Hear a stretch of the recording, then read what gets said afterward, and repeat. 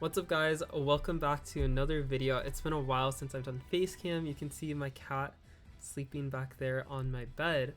But yeah, we won Worlds twice in a row, and this was my tweet right when we won. Nice little selfie with the whole team here.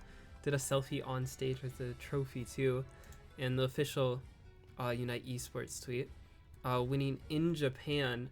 And for people who aren't familiar with Pokemon Unite, there's only been 2 World Championships. So we've won twice in a row, back to back. So we are, like, my team are the only World Champions in the game. And it's been like a while since Worlds. It's been a lot of months. So I've gotten a lot of questions about, like, what are we up to, like an update. So people that don't know, it's like the off season, because the season will probably start up in February, but there's no like official tournaments right now in North America. So what has the team been up to? And that's why I wanted to make this video, to kind of update you guys on what we're gonna do moving forward and what it's gonna look like for next year. So I'll just update you on what we've been up to. So after we won Worlds, we stayed in Japan on vacation. I uploaded some photos of us even before we won Worlds, just around Japan. This is us with Pikachu hats on. We just got these in the subway from a random person. This was like there's a cool like Pokemon ball Ferris wheel with Spraggles. This was me on the Ferris wheel with some friends. And this was us in some infamous Japan tourist spots. This was me with Wolfie, the Pokemon World Champ, if you're familiar with the official Pokemon esports. This is me with the Overlord and a Ray-Ban star. I actually ended up buying these glasses because I really like them.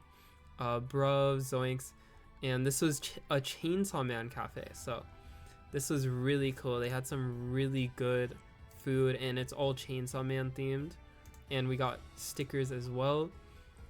This is more stuff at the cafe. And then we actually went to a Pokemon cafe. So Snorlax, and there were a ton of Pokemon themed stuff. So just we were on vacation. The whole team was on vacation in Japan for like a week after. And actually while I was on vacation there, I wrote this doc. And this doc was hold on, I should be closing these. This document was kind of telling our story about this year. I'm not gonna read off the full thing for you guys because it's a bit long, but TLDR was that we were outcasted by the community unfairly, which I was explaining here, and it really put a lot of stress on the team. So I explained in this doc how a lot of the team, even after winning Worlds, might quit. They might quit the game still after winning Worlds. So it was from these people that wanted to ruin our reputation. They didn't have any merit or proof, and they didn't get much reach publicly. I'm sure this is like the first time some of you are hearing about it, but they were friends with other top players in the scene, and those are the people we interact with on a daily basis. We have to practice with them, scrim with them, so it's really important that these relationships are good, and they really ruined a lot of those reputations throughout the year for us. And so it made the year really hard for us when my team has always tried to do the right thing for the community, and eventually I think a lot of like the top scene came to realize that there was no merit to a lot of these accusations around us, and a lot of the relationships have been mended, but that doesn't, even though things are good now, it doesn't stop what happened to us. It doesn't change the fact that throughout the year we went through so much stress that we shouldn't have gone through, and the whole team went through some sort of depression throughout the year, including myself, and we all withdrew from interacting with the community almost entirely. Kyriaos and I literally started getting gray hair. Like, I don't know if you can see, but I have a couple white strands of hair, this year from all the stress that it caused. I started only hanging out with my close friends in the community instead of just the whole community, which we had before.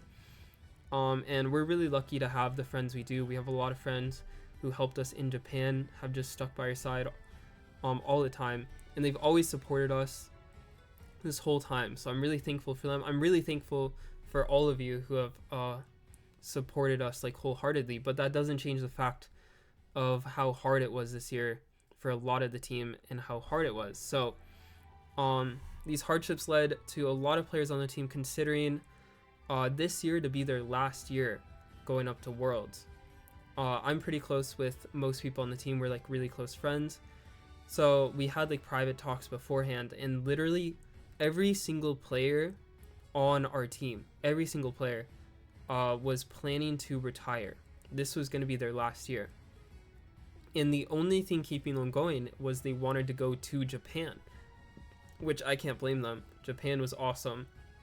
I think for most gamers, most anime enthusiasts, going to Japan is on your bucket list. I was really the only one on the entire team that wanted to keep competing.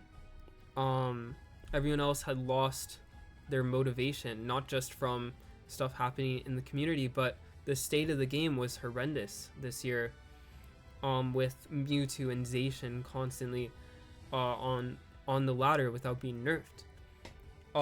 But when we won Worlds, things did start to change.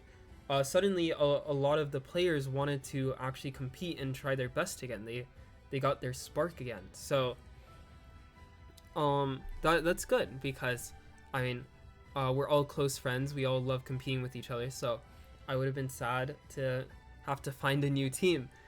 However, a lot of you don't know this, but we actually struggled with some pretty bad internal team issues throughout this year, and those issues are what was causing us to not be the #1 team in NA, because if you followed us, we were not the #1 team. We did not even win regionals. We got second place in regionals. We lost a lot of monthly finals. Granted, we still won 2 monthly finals, which I think we're tied with 2 other teams for winning that many monthly finals throughout the year. That's TTV and ASU. We all won like 2 months each. Obviously TTV won AOS Cup and regionals, so those are a little bit more important, but we struggled with a lot of internal issues, and for Worlds we managed to come up with band-aid solutions, is what I like to call them, because they did work for one tournament. For Worlds we managed to pull together and do really well, but these band-aid solutions don't work long term. The team just didn't work long term. So we're guaranteed not sticking together as a full, like the full Worlds roster that you saw this year. However, the good news is that most of the roster will be sticking together. So we'll still have the same core. It's been like really long discussions and hard decisions in the off season that we've had behind the scenes, but we've decided like who we want to play with, and we ended up trying to make the most minimal changes, just keep what's working, obviously. And yeah, that's going to be announced soon. I can't announce it right now, obviously, because Luminosity wants to do a big announcement for us. But yeah, that's coming soon. So as to what else we've been up to, we've been playing a lot of like off-season tournaments. Like I said, there's not official tournaments, but there are unofficial tournaments. So there's a lot of like small tournaments only for a couple $100. So we haven't really been playing with them as a team, but we've been playing with like random people in the community, just random teams have formed of just like, we'll play with like other Worlds qualified players, like everything. So I mean, the biggest tournament was Twitch Rivals for Pokémon Unite. So this was cool. It was actually tweeted by the official Pokémon Unite account, which you don't see every day. They don't normally tweet out for the esports side of things, and they said, get ready, your favorite Pokémon Unite legends from Luminosity Gaming are battling it out. So just shouting us out and telling everyone to watch the Twitch Rivals stream. And it wasn't the full team. So Overlord was not on our Twitch Rivals team, actually. It was just me, Rhinne, and Kyriaos playing in Twitch Rivals. And there were like some really stacked teams. Like, I don't think our team was the best because we had to play with like 2 streamers. So you play with 2 streamers that had never played the game before, whereas like TTV had like Indy, Zugrug, and they were playing with Spraggles and like other people who actually knew how to play the game. So I don't think we were the favorites, but we actually managed to win, and I got MVP. So I'll play this for you. This was a little edit I did of winning. I think for me, I go back to that game number 2 when everything was on the line. I know Lutano was leading the way, but Slash on the Lapras with not 1, but 2 Reggie Steals on the bottom side of the map was huge. But that's just my vote. What did you guys vote? Let's take a look. The votes are in, and today's GeForce Ultra player is, drum roll, can I get a drum roll please? It's Slash coming in huge. Until now, we've kind of forgotten about that Pokemon a little bit, but Lutano is showing just how effective he is. And you can see that the Regirock is extremely low. Can Sylveon go for a secure here? There's the Fairy Frolic, but no. That was a nice steal there I had on the objective. To Team Salender, and now they are trying to get out with their lives with it. And I got out. I have to show you getting out in the clip too. And then I just stole so many objectives in this tournament. So I stole another one there on Lapras. How did Slash do that? This is really good LDLs. I'm gonna die. They're all low. And I'm playing Mew in this one. They're so low, but I'm dead. I had like a 3-man unite Ray, move. start hitting Ray, start hitting Ray, start hitting Ray. And almost a pentakill, I believe. Just hit Ray, hit Ray, hit Ray. Yeah. I'm so low. I hit a 5-man Mew unite. Yeah, so I'm so low though. I think Kyriaos stole my pentakill, but Did we win that? yeah, it was a nice, nobody fun steal? tournament. One can be there Got to play with contest, some do it. big names. So that's the biggest tournament since. That was like a 10K prize pool. There's been no bigger tournament in North America since that one, and I got MVP for the whole tournament. So that was a lot of fun. We've also done like small tournaments, like not with the whole team again, but I've won quite a few like small tournaments since. So I won one like recently, like this last month with Overlord. We just play with some random friends of ours, but you can see here me and Overlord, no one else really on the team.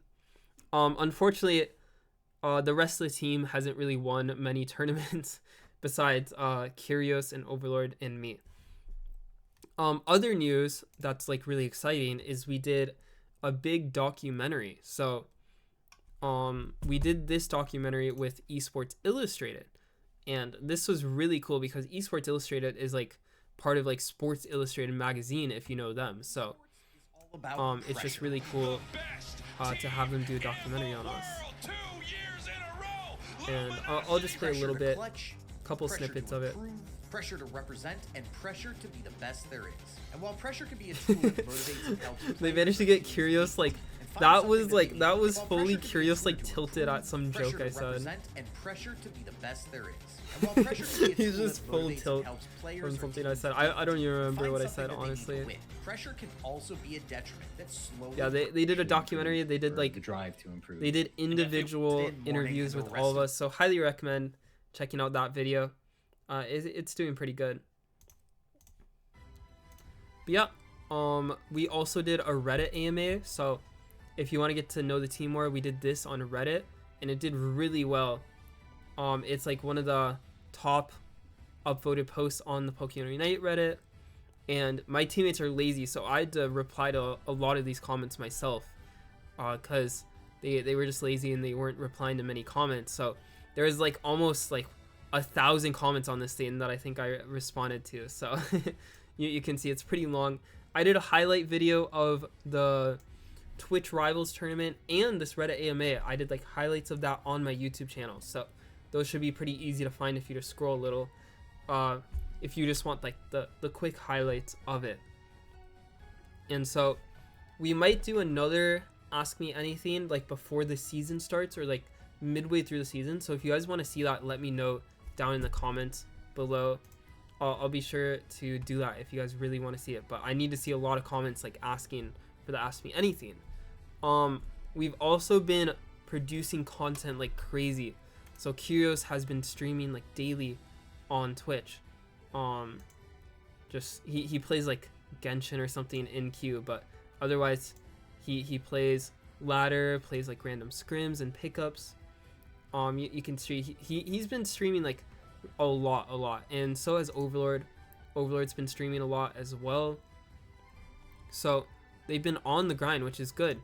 And kyriaos actually was on the grind so much he hit rank 1 at almost 3k elo, which, I mean, this is an insane achievement for people I don't know. Like, once you get this high up, it's really hard, especially as North America, to compete with other teams. And we have like 3 people from NA in top 5, so NA's doing good in the off season. I mean, we have to make up for it somehow because Europe has like a pretty cool like tournament series going on right now.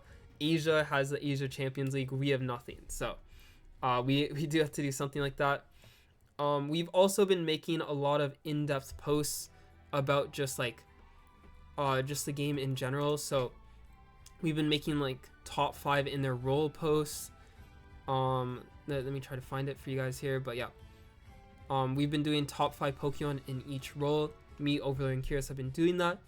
I've been doing a lot of takes on just like the game in general. If you want to learn more, like they're super long twit longers, but definitely worth a read. So I did this one on the Chinese beta, and I actually like the TLDR here was the dev team has not abandoned the global version, and the hard work on the Chinese release will benefit us all. And Spraggles actually put this in one of his videos. He really liked my take, and lo and behold, a couple weeks later, the developer letter was released, which we'll cover later. But basically, draft is coming to the game. They've already added a lot of stuff from the Chinese beta version already to the global version, so I was right. And I posted this like way before we saw any changes coming. I also posted a twit longer on coaching. So this is a good read too if you just want to know more about in-depth stuff. But we've been doing a lot more for the community, stuff like that. So yeah, the developer letter, if you haven't heard, was I do need to cover this to talk about like the future. Let me find it again. Sorry. So the developer letter, they released these changes where basically Mewtwo and Zacian will no longer be in ranked, apparently. Which I'm not going to give you guys my opinion on these changes. They're definitely interesting. Whether they're good or not is a very long debate, but the main thing is in February they're adding drafts to ranked, and that is a huge change that a lot of pro players have wanted for a long time. So a lot of pro players are really happy about it. So from the public knowledge I've seen, I have a pretty good track record because you guys just saw I predicted Chinese beta version and other stuff. So I thought I'd give you guys a couple of predictions for the future, so you kind of know what next year will look like. So the season will stay the same. I think it'll start in February, the official tournament season in North America, and it'll end in August with Worlds. So what happens is June has like a regionals where you determine the NA champions, and then there's a break, and then August is Worlds. It's already been announced in Hawaii, so it's going to be a combined Pokemon World Championship again, which has to be in August. I did think they might start earlier this year. They might start earlier than February. However, nothing's been announced yet. No rulebook, no format. And so because of that, I think it'll probably start in February again, because you do want to release that kind of ahead of time. My next prediction is that Remote Stadium has already been leaked to come back to ranked by El Chico Eevee. He's a very well-known leaker. So I believe that we will see Remote Stadium come back to esports. So we'll actually be playing Thea Sky Ruins and Remote Stadium, which, if you don't know what that is, that's the map with Zapdos in it. Also, another thing I thought we would see is the Articuno map, so like the Christmas map coming back. And I thought they were going to bring it back to the game already and like have that for like the Christmas update. But it's getting a bit late, so I'm not quite sure. However, Meowscarada is coming in a couple days, and it might come with Meowscarada, so we'll see. That's my prediction, but that one I'm not so sure about, the winter map coming back. So the developer letter covering Zacian, Mewtwo being banned. So Miraidon actually got leaked as well, if you didn't know. And I believe that these box cover legendaries that are banned in ranked, we'll probably still see them in esports. And we might not see them in the regular season, they might be banned, but I believe by Worlds they will try to have these legendaries in play. So for people in esports thinking we're safe, I do not think we're safe. And my last prediction is we will have at least one more LAN event. So what this means is we had 2 LAN events this year. So we had regionals for North America, that was in Ohio, and that's where all the players are flown out by the company to play it together at one place. That's what a LAN is. And so Worlds in Japan was a LAN as well. So I think there will be at least 3 LANs next year. I think if we don't see that, if that doesn't happen, we will see a significant prize pool increase instead. So one or the other. And one last interesting tidbit for people that have made it this far, we met with one of the higher ups in Pokémon Unite, and after winning Worlds, we told them our #1 ask was to bring draft to ranked, or at least bans of some sort. And our reasoning was, like, these mistakes they're making with Mewtwo and Zacian is absolutely killing the game. So they need to add something to the infrastructure to accommodate for that, because obviously they're not changing these mons in time, or like something on the ladder is happening. So it's really nice to see them listening. Honestly, they've implemented a lot of like quality of life changes we've asked for, not really in the game but in esports in general. And it's nice to see that this change they did listen to, because it was our #1 ask. We stress this: if you're gonna do anything to the game, add this, so that the same mistakes with Mewtwo and Zacian don't happen again. So that is the end of like the team updates and the competitive updates for next year. Now, as for the channel updates and personal updates, I recently bought a house, and it's been a really hard and long process moving. So that's why content has been kind of slow. But I've been working really hard on my new room setup and getting everything set up. Hopefully it'll be done by Christmas. And my goal is to do streams every single day on my YouTube and upload a lot more videos, daily videos hopefully, but I don't know if I'll be able to get to that point as well. So I also have plans to start using TikTok a lot and growing on that. So you can follow that in my link tree if interested, but that is the channel plans. I'm trying to upload a lot more content, get a lot more content pumped out, obviously get better at recording YouTube videos, because if you can't tell, I'm not the best yet. But yeah, if you made it this far, thank you so much for watching. I'll share with you a funny story that happened this last week for me. So where is it? So the developer letter was released like a couple of days ago, and I actually released my ultimate guide for Pokémon Unite a couple hours before it dropped. And I had my ultimate drafting guide for Pokémon Unite, and I had no clue this developer letter would drop, which was a huge deal, because it like announced draft, which means a lot more people would want to watch this video. And I honestly, honest to God, I had no clue that this developer letter was dropping. I had no prior knowledge. Even if I did have prior knowledge, you don't know the date, the exact date, because there's a bunch of approval processes. Even the people that know in advance don't know the exact date it'll happen. So I just absolutely had no clue for this. And Spraggles was pretty suspicious. He messaged me right after the developer letter dropped. He's like, did you know? And he's very suspicious of me. But that was a funny coincidence that happened to me this last week that I thought I'd share with you guys. But anyways, hope you guys enjoyed the video. Have a good day. I'll catch you guys in the next one.